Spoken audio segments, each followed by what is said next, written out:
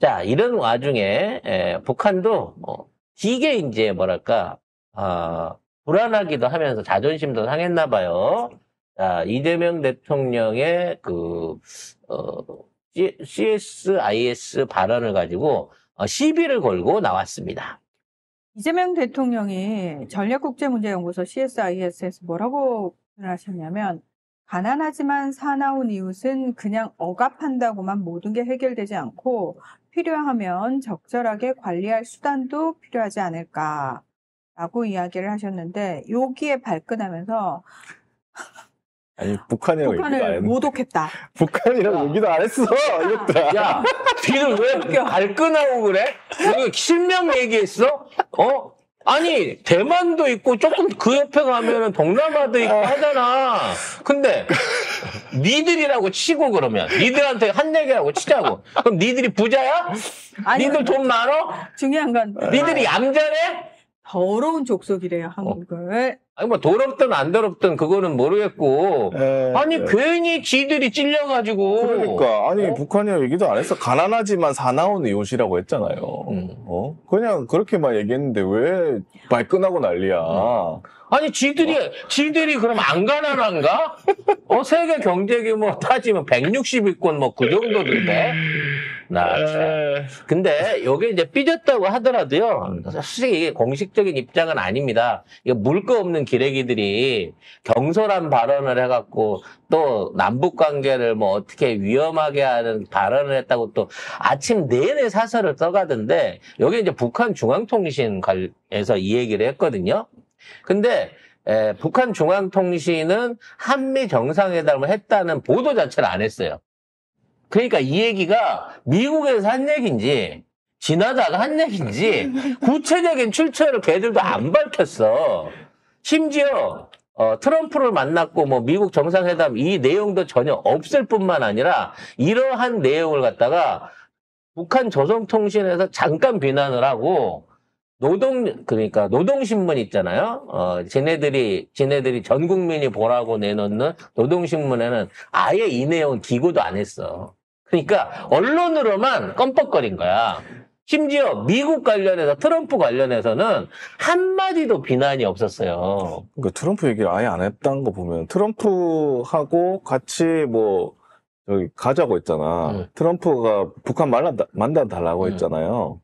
근데 그런 얘기조차를 안 한 거 보면은 트럼프하고는 얘기를 좀 하고 싶은 거 그러니까 이제 그 이재명 대통령 위주로 돌아가는 것, 또 북미 회담에서 너무 한국이 얻어낸 게 많구나라는 걸 생각하니까 딴지는 걸고 싶은데 정상회담 내용 갖고 딴지를 걸면 트럼프도 화낼 것 같으니까 CSIS에서 한 발언을 가지고 우리를 모독했단 말이야. 아니 그러면 돈을 벌든가 이 새끼들아. 야, 주어가 없잖아 주어가. 네.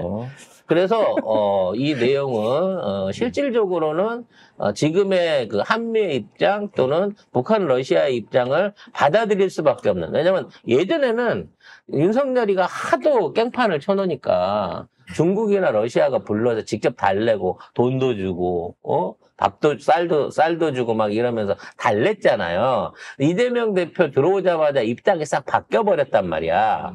지금 중국과 러시아는 하나의 한국을 지지한다라고 이미 선언을 했고 자본주의적인 개방을 통해 가지고 앞으로 북한의 체제의 변화를 갖고 가라 이렇게 얘기를 하고 있어요. 그리고 트럼프도 지금 있는 거 보면 비핵화 선행해 가면서 똑같이 개방 경제로 가자고 얘기하고 있다고. 그래서 체제 유지를 선언하는 방법이 중국이나 러시아나 미국의 보증을 받고자 했는데 그거는 날아가고 이재명 대통령이 주장하고 있는 이 대한민국을 주도로 한 남북 연합 국가로서 현재 상태를 유지한다 또는 개방 개혁을 가속한다라는 쪽으로 이미 다른 나라들이 이재명 대통령의 손을 들어줘 버렸단 말이야. 그러니까 받아낼 게 없는 거야. 즉 한국을 통하지 않고 대한민국을 통하지 않고서는 직접적인 지원을 받을 수 있는 방법이 없어져 버렸기 때문에 협상 카드가 확 줄었다는 거지. 그래서 그 점에 대한 불만을 나타내고 있는 거예요. 그래서 시진핑이 불렀답니다. 내일 모레. 9월 3일 열병식이 있는데 거기에 김정은을 초청을 해서 그 김정은이 또 열병식 참석을 한다고 해요. 네. 여기 네. 보면은 푸틴, 그다음에 대통령하고 베트남, 라오스, 인도네시아, 말레이시아, 몽골, 파키스탄, 네팔, 카자흐스탄, 우즈베키스탄, 타지키스탄, 키르기스탄, 투르크메니스탄, 벨라루스, 이란 뭐 요런 주요 정상들이 참석을 한다고 합니다. 그 안에서 이제 우원식 의장하고 자리를 어떻게 배치를 해주겠냐. 그렇죠. 우리나라는 우원식 국회의장이 참석을 하기 때문에. 우원식 의장보다 상석해 줄 거냐, 아니면 옆자리로 해갖고 사석해 줄 거냐. 아마 이제 1번 자리는 푸틴이 차지하겠죠. 바로 그러면 이제 옆에. 바로 옆에 푸틴이 설 거고, 시진핑 옆에 이제 2번, 3번 자리를 우원식 의장이 시진핑 가까이 서냐, 아니면 김정은이 주겠죠. 김정은이가 가까이 서냐의 문제인데. 우린 대통령은 아니잖아. 국가원. 근데 그럼에도 불구하고 우원식 의장이 가까이 서고 만일에 3위 자리로 밀려난다. 그러면 그걸 메시지로 알아들어야 된다는 거죠. 김정은 입장에서는. 거기서 지가 저기 원식이 형 자리 좀 바꿔줘봐. 잘 안 보여. 이렇게 할 수 있는 입장이 아니니까 그 열병식에 나타나서 차리하는 자리를 보게 되면 아마 거기에 대한 이 중국의 의사와 북한의 입장을 확인할 수 있게 될 거예요. 일단 모디 인도 총리도 참석 예정이라고 하니까 모디도 랭킹 높네. 네, 그래서 제가 봤을 때는 시진핑 주석 양옆으로 푸틴, 모디 이렇게 서지 않을까요? 네. 아무튼 자리 배치가 외교 정치를 그냥 보여줄 수 있는 열병식이기 때문에 이거 꼭 우리 뉴스 살펴봐야 될 것 같습니다. 그럼 김정은 위원장하고 우원식 국회의장하고 좀 뭐 만날라나? 얘기나 좀 할라나?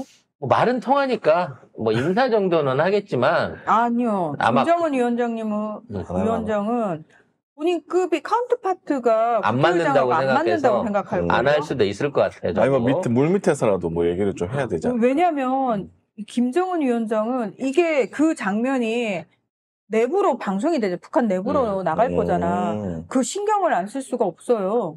그래서 뭐 북한의 태도가 앞으로 겉으로는 계속 경직된 상태로 나타날 거라고 보여지긴 하지만 물밑으로는 어느 정도 지금 미국과 이렇게 주변국들, 대한민국을 포함한 주변국들의 제안을 받아들이고 있는 모양새예요. 23일 날 사실은 이제 북한에서 북한 군부에서 실질적인 발표가 있었습니다.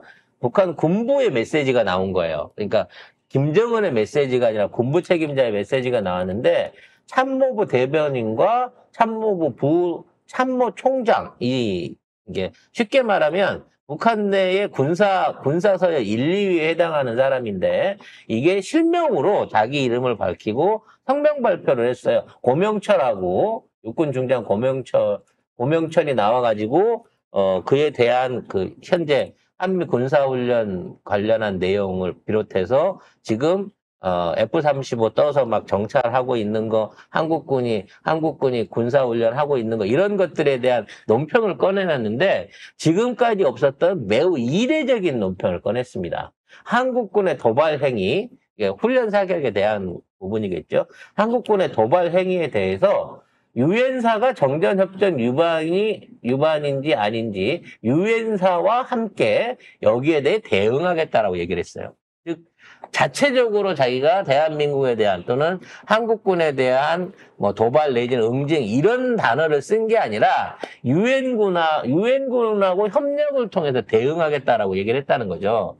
그러니까 군사적인 범위의 확산 또는 현재 유엔군의 현재 위치 그리고 거기에 중재 능력에 대해서 이걸 수용하겠다고 받아들였다는 거야. 그러니까 겉으로는 침략행위다 뭐라고 막 떠들고 있지만 저쪽에 북한군 자체에서도 유엔군이 있음으로 인해서 지금의 군사훈련이 북한을 향한 일종의 침략훈련이 아니다라고 하는 상황을 받아들이겠다는 거야. 유엔군이 그렇게 설명을 하게 되면 이건 매우 이례적인 발표였어요.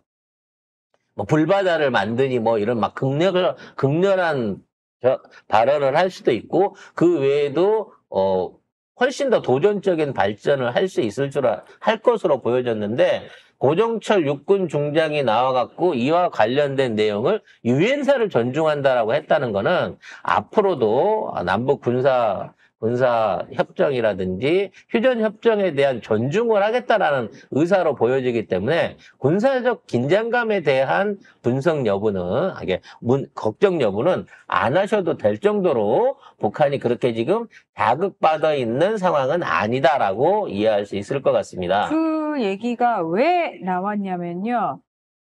지난 19일 오후 3시쯤 북한군 30여 명이 보수 및 건설 작업 중 군사 분계선을 넘어서 옵니다. 그래서 경고 사격을 했죠, 우리는. 북한군에게 경고 사격을 했고 이 경고 사격을 받고 북한군이 물러가게 되는데요. 이에 대해서 23일 날 북한군 총참모부 부총참모장인 고정철 육군 중장이 조선중앙통신 담화를 통해 한국군 호정광들이 우리 군인들에게 대구경 기관총으로 10여 발의 경보 사격을 가하는 엄중한 도발 행위를 했다. 위험천만한 도발 행위를 즉시 중단할 것을 강력히 요구한다. 우리 군대는 이를 의도적 군사 도발로 간주하고 상응한 대응에 나설 것이다. 이런 위협을 했습니다. 이와 관련해서 유엔사 측에서 아니 우리가 니들이 그 북한군이 월선을 군사 분계선을 넘어섰으니까 이 부분을 알리려고 경고 방송을 했는데 니들이 반응이 없었어. 그래서 어쩔 수 없이 우리 군이 경고 사격을 실시한 거야. 그러니까 니들이 야 선 넘어왔으니까 선 뒤로 물러나 라는 차원의 경고 사격이야 라고 얘기를 하면서 유엔사가 그러면은 직접 만나서 얘기할 의향이 있다라고 이야기를 했다고 합니다. 그 얘기는 빌미를 제공하고 그 빌미에 대해서 대화를 할 수 있는 여지를 받아들인 거예요. 지금 이제 남북 군사 한라인도 끊어져 있는 상태인데 이제 요거를 빌미를 해갖고 야 그럼 한라인이라도 다시 깎아 또 작업하러 가는데 총 쏘면 좀 그렇잖아. 뭐 요런 식으로 하나하나씩 이 완화 관계를 거쳐갈 것으로 보입니다. 근데 적어도 어쨌든 사격 소리가 났고 그 인근의 지역 주민들이 들었고 무슨 일이 있는 것처럼 보여지는 걸 빨리 내부 수습을 해야 되니까 우리는 전혀 공격할 의사가 없었는데 저 호정광인 남측에서 저런 거다. 라는 식의 이렇게 꽝꽝하는 어떤 명분을 제시했지만 실제로는 그들은 전혀 우리와 싸울 수 없는 상황이라는 거. 예. 까불면 까불수록 니들 혼나. 지금 뭔가 지금 북한은 싸울 수가 없는 게 북한군 지금 정예 부대 정도는 거의 대부분 파병가 있어요. 우크라이나에 파병가 있는 병력이 3,000명이다, 6,000명이다, 뭐 10,000명이라는 말도 있고요. 벌써 그 사상자 그러니까 전사자가 1,000명이 넘었다고 하는 얘기도 있고 그렇습니다. 그리고 그 돈을 러시아로부터 돈을 받는데 북한군의 계급에 따라서 돈이 달라진대요. 그래서 엘리트 계급을 좀 많이 내보냈대요. 그 비싸니까. 네. 인건비 좀 버팅기려고 비싼 직원들 보냈는데 폭격에 아살이 맞아가지고 피해들이 엄청 크다는 얘기들도 지금 들려오고 있습니다. 북한도 이제 사실은 러시아가 이제 전쟁을 끝내게 되면은 돈줄이 이제 끊기는 거거든요. 러시아 입장에서 더 이상 북한에 의존할 이유가 없어지는 거니까.